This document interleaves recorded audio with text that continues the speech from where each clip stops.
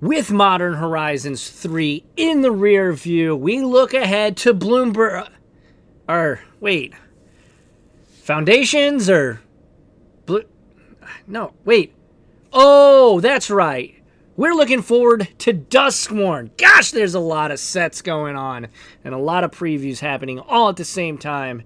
But today we are going to be taking a look at Duskmourn, House of Horrors. What's up, Magic players? Welcome back to the channel. Les Alex. Today, like I said, I'm going to be giving my thoughts, opinions, and showing off some new cards that are going to be coming out in Duskmourn, House of Horrors, which is not the next standard legal set, but the one after that. Of course, Bloomberg comes out in August, and I don't even know when this one comes out. September? October, maybe? It would make sense if it was October. It's October, right? Fact check me in the comments. But if you like this kind of content, make sure to like, comment, subscribe, hit the notification bell icon, all that fun stuff. Get the YouTuber stuff out of the way. I, overall, am super stoked for this set. Now, is it too much away from the high fantasy that we have come to know and love? Yes. Yes, it's not high fantasy really at all. In fact, it's modern horror. So if you think about horror in Magic the Gathering terms, you're probably thinking about Innistrad.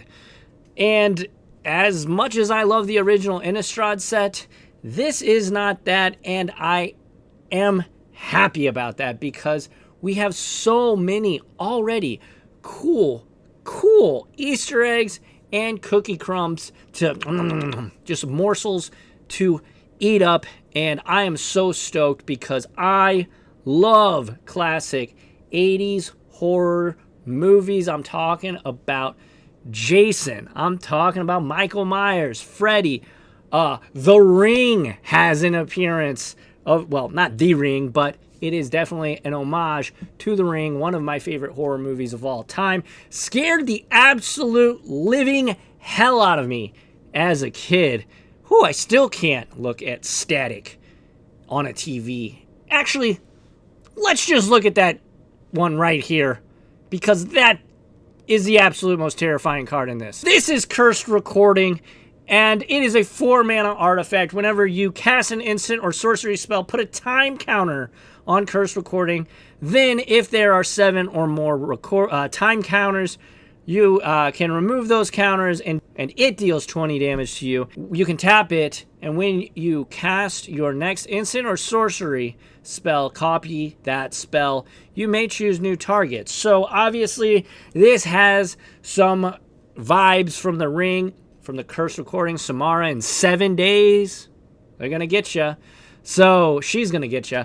And I'm really stoked about this. The art is absolutely terrifying with the TVs, and you got the little goo coming out of the TV. Like, this dude, he's about to rip out that, he's about to come through that TV and absolutely annihilate you. So this creates this is excellent top-down design, in my opinion, because it creates impending doom. You know that once there are 7 counters on this bad boy, you're probably going to lose the game. However, it is a pretty cool effect. It's an artifact, so you can activate it immediately the turn it comes down. And, copying spells is nothing to shake a shoe at. I don't know what that means, but it's definitely potentially powerful. Now, at 4 mana, will this see play? Not sure. Probably not. But the fact that you can do this immediately and you can do it over and over and over again, potentially could be cracked. Who knows? Cursed Recording, though, absolutely my favorite design card from the ones we've seen so far from this set. Let's go back to the one I had initially wanted to talk about, and this is Nowhere to Run.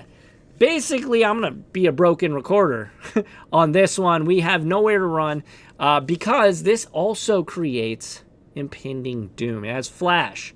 Whenever it enters target creature an opponent controls gets -3/-3 until end of turn. But wait, there's more. Creatures your opponents control can be the target of spells and abilities as though they didn't have hexproof ward abilities of those creatures do not trigger. So Commander players, here you go. You hate ward, you hate Voja.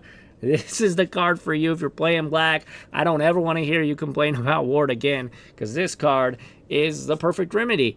But absolutely, if you are on the other side of this and you have a Shadow Spear or a creature with hexproof, my boy Geist of St. Traft, OG Innistrad, unfortunately, he loses hexproof. This could kill him, so that's brutal. But nowhere to run, absolutely on point. I love the name.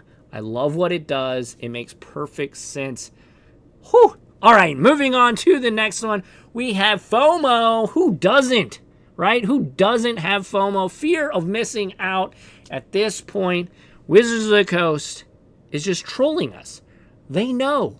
We're just going to eat up all these sets, even if they're coming out like a month or two right after each other, because of FOMO, fear of missing out. Anyways, this is a 2-mana generic and a red for an enchantment creature nightmare 2/3. When it enters, discard a card, draw a card. That is a pretty normal thing for a red rare to do these days. However, if you have Delirium, whenever it attacks for the first time each turn, if there are 4 or more card types among cards in your graveyard, untap target creature. After this phase, there's an additional combat phase. So you only get to do this for 1 creature, but still pretty solid. The fact that it just, what is it, rummage? Yes, it rummages. It doesn't, cantrip or anything, but it does rummage. So still solid with the ETB. And then if you have Delirium, of course, getting to point to a creature and attack again could be potentially devastating. And look at that art. Ugh, what is that? That is crazy. It's like insect dude with the faces, and it's just nasty and it's disgusting, and it's, I love it. I love it. Next up, we have Come Back Wrong. This is a 3-mana sorcery that says destroy target creature. If a creature card is put into a graveyard this way, return it to the battlefield under your control, sacrifice it at the beginning of your next end step. Holy moly, is this a good way for control decks, maybe Dimir control, to get some of them sweet, sweet ETBs from creatures that your opponent has cast. Yes, it is a sorcery.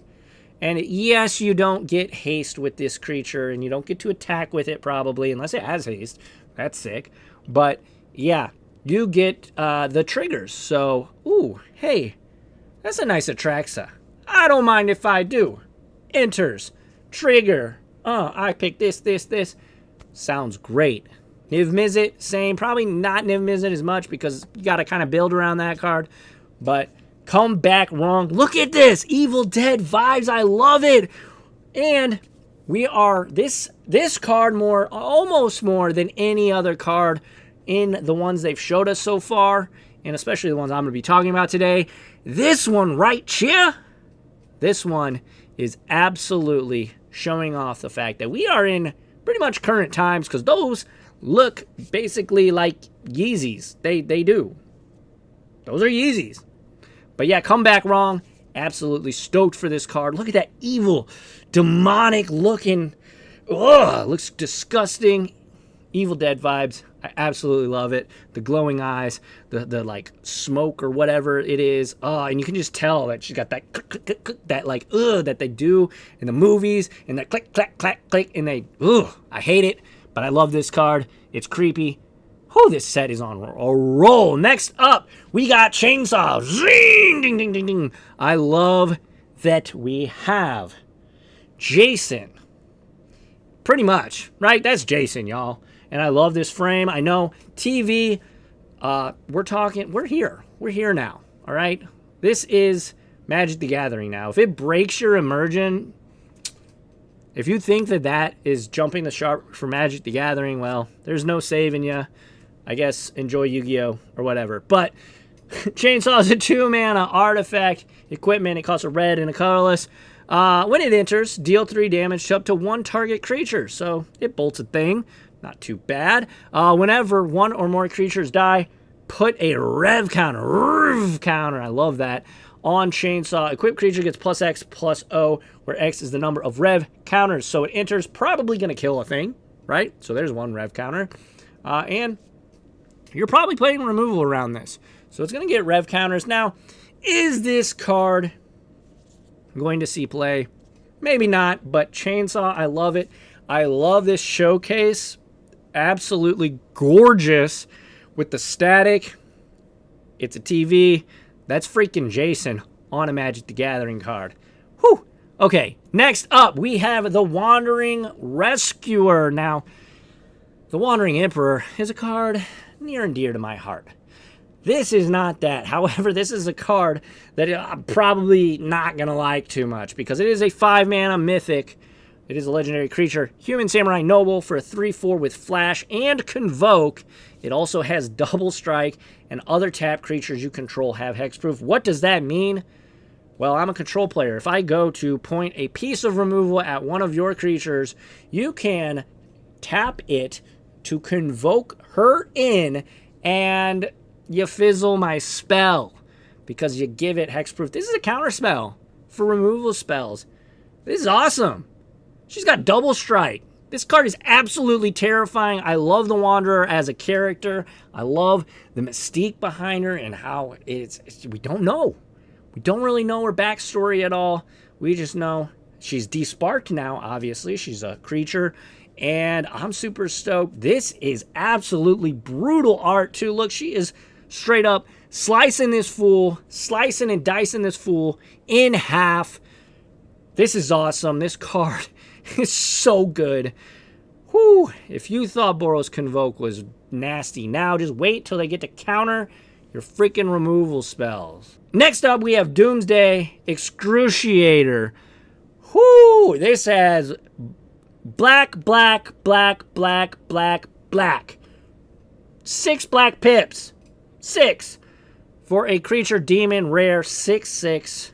It has flying, and when it enters the battlefield, if it was cast, each player exiles all of the cards but the bottom 6 cards of their library face down. You don't even get to see them. And then at the beginning of your upkeep, you draw a card. Now, I know that I said that, fear of missing out and nowhere to run and cursed recording create this impending doom. But holy smokes, Doomsday Excruciator is the embodiment of paranoia and the absolute fear that you are going to lose because you only got 6 cards left. You're drawing 2 cards. Now, obviously, you could reanimate this, but you're kind of missing the point if you do that. Now, you do get to draw an extra card, so that might be sweet in, Standard. Maybe Pioneer, probably not. But if you get to do this, you better hope you kill them. I want to try this in, a egg-style deck. I want to try this in a deck where I'm just trying to mill my opponent out. I want to resolve this, and then I want to mill you, right? The last 6 cards. I think that would be absolutely epic. This thing looks brutal. I love that we're seeing the reflection in someone's glasses. I love this full art. That thing's terrifying looking. I would not want to, see that thing ever. This set, in my opinion, is an absolute home run so far of what we've seen. Obviously, they've only given us maybe 15, 20 cards, but it doesn't come out till I think September. It would make way more sense, though, if it was in October, right next to Halloween and everything. I hope we get a Michael Myers style card. That would be awesome. That is absolutely Halloween 1. The original is my absolute favorite slasher movie. I am so stoked for Duskmourn. What are your opinions? I absolutely love it. I know that it's modern and it's not high fantasy.